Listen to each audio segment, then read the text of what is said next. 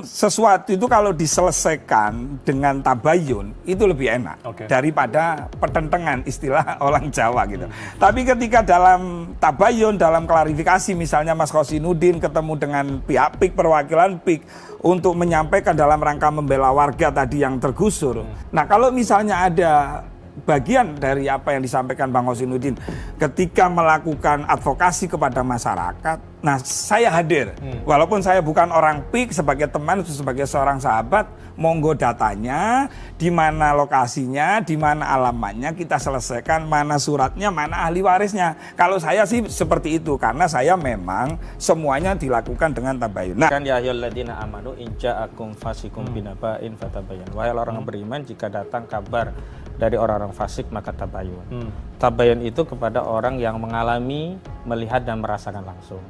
Nah, ketika ada kabar ya sungai diuruk, ya kemudian tanahnya dirampas, saya memang tabayun, tapi tabayunnya bukan ke PIK 2, Mas. Saya tabayunnya ke orang yang menjadi korban langsung dan dijawab mereka benar terjadi itu. Nah, setelah itu terjadi, saya tidak perlu datang ke PIK 2, apakah benar Anda melakukan ini? Pasti menolak, pasti membantah. Nggak ada maling itu ngaku. Aguan saja telepon saya nggak mau, apalagi sama beliau. Aguan telepon saya, nggak mau saya. Dan pengadilan saja. Dikatakan oleh Mas Ahmad, abrasi ini adalah dalih, begitu. Komentar Anda, apakah Anda bisa membuktikan hal itu, begitu? Meskipun tadi kan proses investigasi saya terus sudah dilakukan. sampaikan ya, untuk membuktikan itu adalah aparat. Dalam hal ini kalau urusan tanah BPN, kalau urusan laut, pagar laut, KKP, kan begitu. Karena kita tidak punya alat untuk melakukan investigasi itu dan tidak dikasih wewenang oleh negara. Betul nggak? Nah, saya ingin mengomentari sahabat saya, Mas Khosinuddin. Saya senang Mas Khosinuddin kalau memang ada di lapangan, namanya proyek ya. Ketika ada lapangan seperti sungai yang teruruk, alhamdulillah juga dijawab, akhirnya diperbaiki, tapi sungainya, salurannya, nah ini nanti kami sampaikan. Terus kemudian ada penggusuran, ada perampasan. Saya malah lebih senang ketika data itu tersampaikan. Data itu tersampaikan. Ada video-video tadi yang sudah misalnya begini ya, saya dengan Mas Khosinuddin walaupun beda pandangan, tapi tujuannya sama kok, untuk membela rakyat. Kita hadir di sini adalah untuk membela rakyat, untuk membela warga.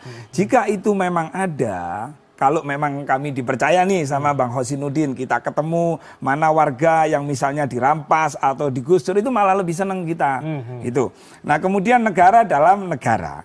Mohon maaf, PIK 1, PIK 2 itu adalah sebuah perusahaan TBK, Mas, terbuka. Bukan hanya milik Pak Aguan, Pak Antoni Salim, tapi terbuka. Dan PIK itu, PIK 2 ya terutama, itu sudah membayar pajak kepada pemerintahan Tangerang ini. Sudah 50 triliun gitu loh. Jadi kalau saya kira berlebihan, di sana juga ada berlebihan negara di dalam negara itu. Iya. Bentar, Mas Rofi. Saya ingat apa yang diungkapkan oleh Prof Mahfud di tahun 2014, bahwasanya pada saat 17 Agustus tidak ada bendera, kalau tidak salah, tidak ada satupun bendera merah putih yang berkibar di sana. Itu bagaimana Anda menanggapi hal itu? Oh enggak Mas. Di sana itu sampai lihat patung Bung Karno-Hatta, yang di PIK 2 sekarang. Sudirman, termasuk dulu ada isu pelarangan bendera. Waktu itu memang ada kerumunan. Waktu itu di zaman COVID yang melarang bukan pihak PIK, tapi yang melarang kepolisian. Kan seperti itu. Ini kan kekhawatiran kita bersama begitu. Iya, nggak mungkin Mas. PIK 2 Pak Aguan itu lahir ya di Indonesia dia.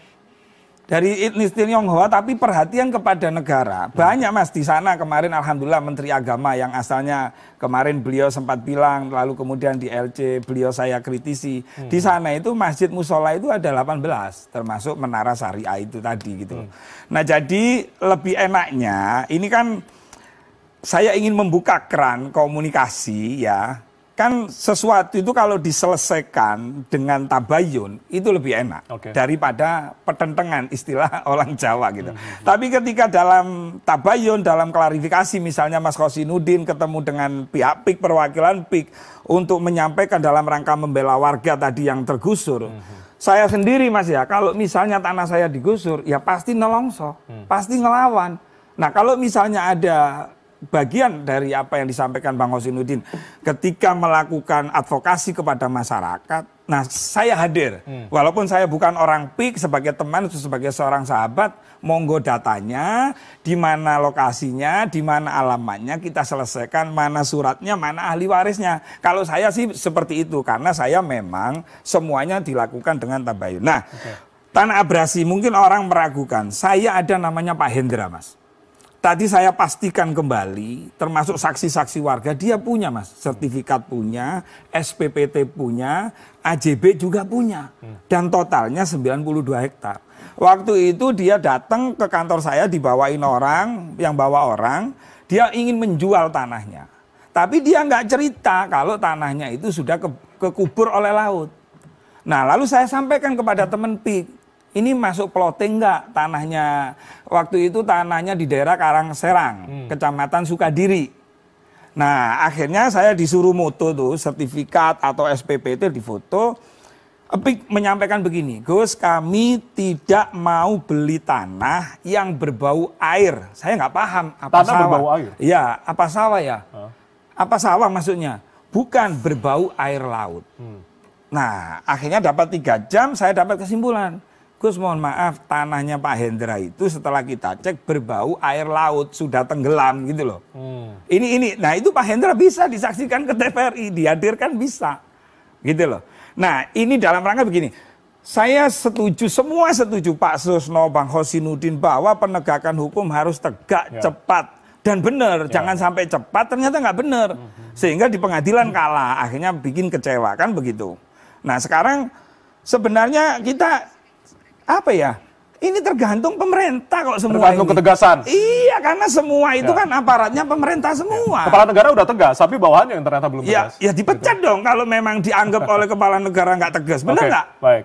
Kan gitu aja simpel kok. Saya minta pendapat dari Mas Ahmad. Berarti harus sering ketemu di lapangan, sering duduk bersama begitu antara Mas Rofi dan juga Mas Ahmad. Saya luruskan dulu konsep tabayun. Singkat saja ya, Mas. Di Al-Quran dikatakan, ya ayyuhalladzina amanu in ja'akum fasikum binaba'in fatabayyan. Wahai orang yang beriman, jika datang kabar dari orang-orang fasik maka tabayun. Tabayun itu kepada orang yang mengalami, melihat dan merasakan langsung. Nah, ketika ada kabar ya sungai diuruk, ya kemudian tanahnya dirampas, saya memang tabayun, tapi tabayunnya bukan ke PIK 2, Mas. Saya tabayunnya ke orang yang menjadi korban langsung dan dijawab mereka benar terjadi itu. Nah, setelah itu terjadi, saya tidak perlu datang ke PIK 2, apakah benar Anda melakukan ini? Pasti menolak, pasti membantah. Nggak ada maling itu ngaku. Pasti menolak, pasti membantah. Nah, Anda kan bukan dari PIK 2. Nggak bisa disimpulkan. Nah, saya lanjutkan. Tapi saya lanjutkan dulu. Saya lanjutkan dulu. Kita lanjutkan dulu. Bentar. Selanjutnya, hari ini apa yang kami lakukan itu bagian dari pro justisia. Bagian dari proses pembuktian di Pengadilan Negeri Jakarta Pusat. Memang kami melakukan kajian mitigasi. Oke, singkatnya? Bukan dalam rangka untuk datang ke PIK, tolong dong dibayar. Nanti kami dikira cari cuan kalau begitu. Enggak. Kami ini bergerak atas nama rakyat, untuk mengungkap kasus ini agar rakyat tahu kelakuan PIK 2 itu seperti apa. Kalau mau tahu, ayo ikut ke kami. Banyak rakyat itu yang tanahnya itu diserobot secara paksa oleh oligarki PIK 2 milik Aguan dan Antoni Salim. Saya bisa buktikan. Ya, Mas Rofi, singkat saja. Nah, ini kan begini, saya kan menganggap beliau sahabat ya, ketika ada seperti itu. Tapi ketika tidak ada titik temu karena takut dicurigai macam-macam, itu urusan Bang Hosinuddin. Misalnya beliau menempuh jalur hukum, ya silakan. Kan gitu, tadi kan sudah saya sampaikan. Jika memang tidak menemukan jalan untuk, kan kita sama-sama muslim nih, kan begitu. Nah, walaupun itu misalnya sebagai perusahaan non-muslim misalnya, tapi ketika kita memfasilitasi orang yang mengalami itu, kan alangkah baiknya. Tapi ketika Bang Hosinuddin dengan alasan tadi nggak mau misalnya, ya monggo silahkan. Aguan saja telepon saya nggak mau, apalagi sama beliau. Aguan telepon saya, nggak mau saya. Gitu loh. Pengadilan saja.